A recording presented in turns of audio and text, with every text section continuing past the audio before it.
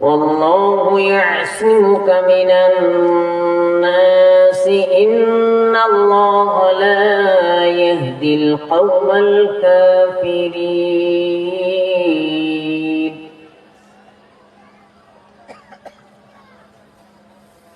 وقال الله تعالى في موضع آخر: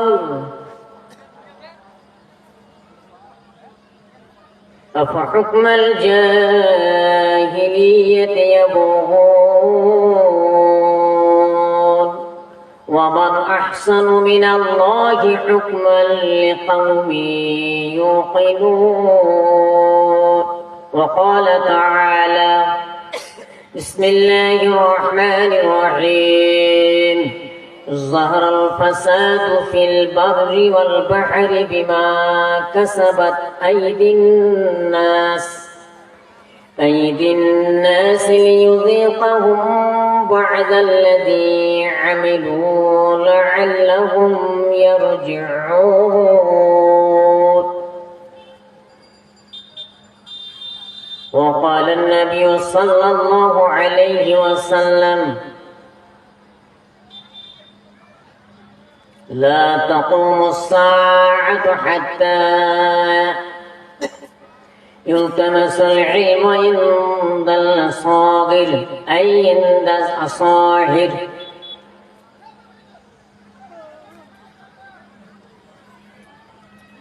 وعن عائشة رضي الله تعالى عنها قالت: قال رسول الله صلى الله عليه وسلم: من أحدث في أمرنا هذا ما ليس فيه فهو رد. عن أبي هريرة رضي الله تعالى عنه قال: قال رسول الله صلى الله عليه وسلم: من عمل عملا ليس عليه أمرنا فهو رد. رواه مسلم। कितनी छोटी है चीज, कितनी छोटी है चीज, उसको हल्के न जान। रब के बख्शिश के लिए कोई बहाना चाहिए।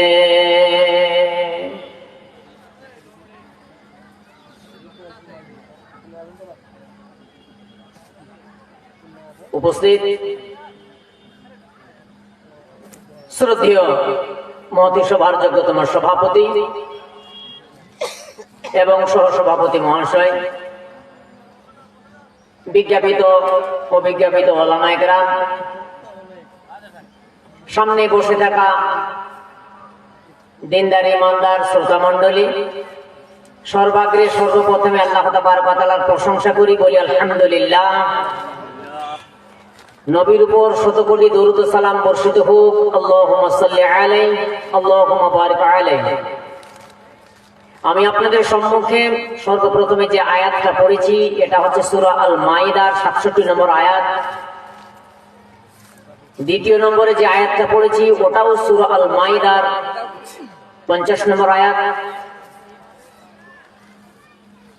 তৃতীয়তে একটা আয়াতের অংশ আয়াত পড়েছি যেটা সূরা রুম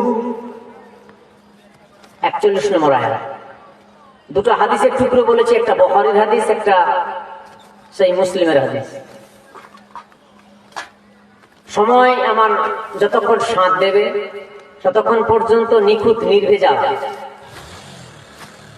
কিছু তত্ত্ব এবং তথ্যবহুল কথা বলার চেষ্টা করবো ইনশাআল্লাহুল আজিজ। ওয়া মা তাওফীকি ইল্লা বিল্লাহ। আমি হচ্ছি এলাকার আপনাদের ছেলে, আপনাদের দিনী ভাই। এলাকার জলসা জলুসে দু চার কথা বলি, আমার বক্তব্য আপনারা মূল্যায়ন করার চেষ্টা করবেন। আগে আমিও অনেক শায়রি, গজল, বিভিন্ন ধরনের গলার ঝংকার দিয়ে গেয়েছি। এখন বক্তব্যের সিস্টেম আমি আগের থেকে অনেক পরিবর্তন করে দিয়েছি। অর্থাৎ ইচ্ছা করে না যে আমি একটা 5 মিনিট ধরে গজল গাই। 5-6 মিনিট ধরে একটা ভোজপুরি গাই, কারণ একটা গজল গাওয়াতে 5-7 মিনিট যায়, ওটা না নিয়ে যদি আমি একটা হাদিস বলি তাহলে বেশি কাজে লাগে। কিন্তু আজকাল মানুষ যেটা খাঁটি সোনা, যেটার মধ্যে খাদ নেই, সেটাকে চিহ্নিত করতে আমরা ভুল করছি। মানে যেটাতে খাদ মেশানো আছে সেটাই, মানে সেটার দিকে আগ্রহ বেশি। মানে ঝংকার না দিয়ে পরে, গজল না গাইলে পরে, সুর টান দিয়ে ভোজপুরি না বললে পরে, খেপাখেপির মানে গল্প না বললে পরে আসর জমে না আর লোক থামবে না। বলে এটা না, এগুলো শোনার জন্য নয়, এই মাহফিল গুলো নয়। এই মাহফিল গুলো আমাদের ভুল ত্রুটি বিচ্যুতি যেগুলো আছে সেগুলোকে শুধরে নেওয়ার জন্য এই মাহফিল গুলো। আর দ্বিতীয়তে, যে মাহফিল গুলোকে যে করা হয় পিছনে একটা উদ্দেশ্য থাকে।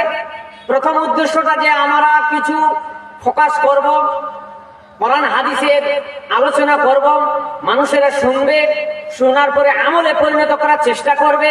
দ্বিতীয়তে, এই যে বিভিন্ন জায়গায় কোরআন এবং হাদিসের বাণী যে আলোচনা আমরা যারা করি, তাতে একটা কি আছে, মানে ফ্যাক্টরি আছে। যেরকম ইট ভাটা থেকে ইট বের হয়, টালির ভাটা থেকে টালি বের হবে, প্লাইবোর্ড ফ্যাক্টরি থেকে প্লাইবোর্ড বের হয়। এই যে আমাদের দারুল কিতাবাস সুন্নাহ মহিপাল বানিয়াপুরি মাদ্রাসার পাশে রয়েছে, এখান থেকে আলেম তৈরি হবেন। আর এই যে এখানে আছে যে নাম দেওয়া হয়েছে প্রথমতম বাৎসরিক জালসা, জামিয়া আয়েশা আল ইসলামিয়া আবাসিক বালিকা মাদ্রাসার উন্নতি কল্পে জালসা। তো এটা হচ্ছে বানাত, মানে মহিলা মাদ্রাসা। আমাদের সমাজকে ভালোভাবে পরিচালনা করতে হলে পরে আমাদের কাছে যোগ্য মায়ের দরকার আছে।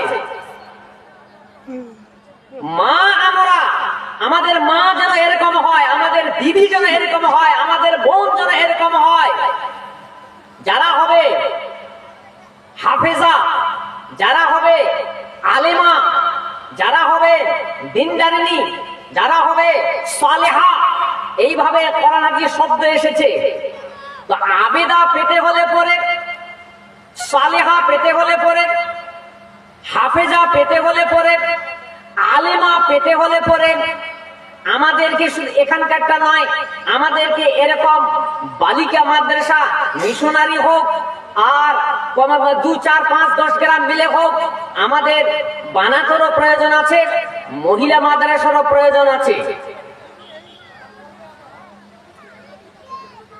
তো হাফিজুর রহমান ভাই এখানে মিশনারি সিস্টেমে হোক, যেভাবে হোক খুলেছে। আমাকে সভাপতি সাহেব, অ্যাসিস্ট্যান্ট সভাপতি সাহেব, মানে সহ সভাপতি যে বসে আছেন এখন, আমার জাহিদুল ভাই আমাদের বানিয়াপুরি মাদ্রাসারও শিক্ষকের আগে ছিলেন। আমাকে একটু মানে ইঙ্গিত দিয়ে দিলে যে একটু এদিকেও লক্ষ্য রাখবেন। আমিও এলাকাবাসীদের কাছে, আত্মীয় স্বজনদের কাছে, যারা মাইকের আওয়াজ শুনতে পাচ্ছেন তাদের কাছে আবেদন করব যে যেহেতু একটা কোরআন হাদিসের মাহফিল করেছে, ছোট ছোট বোনেরা এখানে কিছু তালিম নেওয়ার জন্য আসতেছে, আমরা তাদেরকে একটু উৎসাহ দেব। মাদ্রাসা কর্তৃপক্ষ, আমার হাফিজুর ভাই এখন কমিটি আছে না, আমি সেটা বলছি না, সেটা আমি জানি না, তো একটু সাহায্যের হাত একটু বাড়িয়ে দেয়, একটু এগিয়ে দেয়। যেহেতু আলিফ বা তা সা এটা শিক্ষা দেওয়ার জন্য রেখেছেন, যার একটা বর্ণের পিছনে 10 করে আল্লাহ পাক নেকি দেন। আল্লাহ ইচ্ছা হলে আরো বেশি বাড়িয়ে দেন। আলহামদুলিল্লাহ, একটু সহযোগিতা করতে হবে। আজকে আমরা এখানে যাকে এই হ্যান্ডবিলে দেখেছি, আমি শুনলাম ইনশাআল্লাহ ওনারা আসতেছেন। আমাদের বক্তার লিস্টটা কিন্তু অনেক লম্বা, ততটুকু লম্বা আমাদের সময়টা মানে হবে না। আমরা মাদানী সাহেবদের কাছে, ত্রিপুরা থেকে যিনি আসতেছেন ওনারও কাছে, আরো আছেন আমার পিছনে একজন বসে আছেন আমার ভাই, খুব সুন্দর বক্তব্য দেন। তারপরে মোজাম্মেল হক সাহেব করঞ্জি সিনিয়র মাদ্রাসার শিক্ষক, বড় ভাই আমার, উনিও আসবেন। তো শুধু এখন একটু দেখতেছি অভাব শ্রোতা। আমি বললাম এই পরিবেশ আমাদের খুব সুন্দর পরিবেশ। খবর আছে আজকের দিনে যেরকম মহিপালের মাটিতে কোরআন হাদিসের মাহফিল করতে পারছি, চলতেছে, এক জায়গায় এরকমের মাহফিল ছিল, অনুমতি পেয়েছিল কিনা। আমরা যেরকম মাইক্রোফোনে কথা বলছি, ওখানে কিন্তু মাইক্রোফোনে আজকে কথা বলতে পারছে না। তবে আমি বলবো এই প্রতিষ্ঠান, এই যে আজকে মাহফিল, আমাদের পার্টির জনসভা নয়। আমরা একটা কথা এখানে উচ্চারণ করব না ইলেকশন সম্পর্কে, রাজনীতি সম্পর্কে। আমরা আজকে আলোচনা প্রথম থেকে শেষ অবধি আমাদের আলোচনা হবে ধর্মীয় সম্পর্কে, কোরআন হাদিসকে কেন্দ্র করে আমাদের আমল বিশুদ্ধ যেন হয়, এই আমাদের আলোচনা থাকবে। বাপজান কাকা জানেন আমার, আসুন আমি সর্বপ্রথমে যে আয়াতটা পরিবেশন করেছি সূরা আল মাইদার, আল্লাহ তাবারক ওয়া তাআলা এই কোরআন কারীমের মধ্যে বলছেন, এমন একটা আমি কিতাব দিয়েছি যেটা হচ্ছে নির্ভুল, নির্ভেজা, যার একটা অক্ষরে অক্ষরে বর্ণে বর্ণে 10 করে নেকি দেওয়া হয়। সেই কিতাবের উদ্ধৃতি দিয়ে কথা বলবো। আল্লাহ তাবারক ওয়া তাআলা বলছেন, ইয়া আইয়ুহার রাসূল, আল্লাহ পাক নবীকে সম্বোধন করে বলছেন। এই আয়াতকে কেন্দ্র করে অনেক বক্তব্য আছে, আমি ডানে বামে ওইরকম ব্যাখ্যাতে যাব না, শুধু মানে বলবো, সংক্ষিপ্ত আকারে যে ব্যাখ্যা করব, আর হাদিসের ইবারত পড়ব, মানে করব। আজ মানুষ আমরা কত নিকৃষ্ট হয়ে গেছি ব্রাদার ইসলাম, আমরা আমাদের সমাজকে চিনতে পারছি না। আজ পৃথিবীতে কেন অন্যায় অত্যাচার, কেন আজ পৃথিবী যে জায়গাগুলোতে শুধু মরুভূমি আর মরুভূমি, পাথর আর পাথর, জাহাঙ্গীর মাদানী সাহেব ওই দিকে থেকে এসেছেন, আপনারা খবরে নিউজ পেপারে সব দেখেছেন। দুবাইতে যে বন্যা চলতেছে, যে দুবাইয়ের 75-80 বছর ধরে, ওমানে দুবাইয়ে এরকম বন্যা দেখেনি, যেখানে শুধু পাথর আর পাথর, মরুভূমি চাটিয়াল জায়গা, সেখানে এমন বন্যা হলো, এমন বন্যা হলো, উটগুলো ভেসে ভেসে যাচ্ছে, হাজার হাজার শয় শয় গাড়ি ভেসে ভেসে যাচ্ছে। এগুলোর কারণ কি, কেন হচ্ছে? 75-80 বছর ধরে তারা এইভাবে যে আকাশের বৃষ্টি হবে দেখেনি। রিসেন্ট 2-4 দিন আগের ঘটনা, হাজার হাজার উট, গাড়ি ঘোড়া সব ভেসে ভেসে যাচ্ছে। কেন? আল্লাহ তাবারক ওয়া তাআলা সূরা রুমের 41 নম্বর আয়াতে বলছেন, বিসমিল্লাহির রহমানির রহিম, যাহারাল ফাসাদু ফিল বাররি ওয়াল বাহরি বিমা কাসাবাত আইদিন নাস লিয়ুযীকাহুম বা'দাল্লাযী ইয়া'মালু লা'আল্লাহুম ইয়ারজি'উন। যাহারাল ফাসাদু ফিল বাররি, দেখবেন জয়, জোয়াব, জিম, জা, এজন্য তো এই বানাতগুলোর প্রয়োজন, এজন্য তো আমাদের বানিয়াপুরি মাদ্রাসার মতো মাদ্রাসার প্রয়োজন। কয়টা বললাম? জিম, জয়, জোয়াব, জা, মানে যে যে যেটাকে বলে 4টা বর্ণ আছে। কিন্তু এবার আপনি উচ্চারণ কিভাবে করবেন? যদি জিম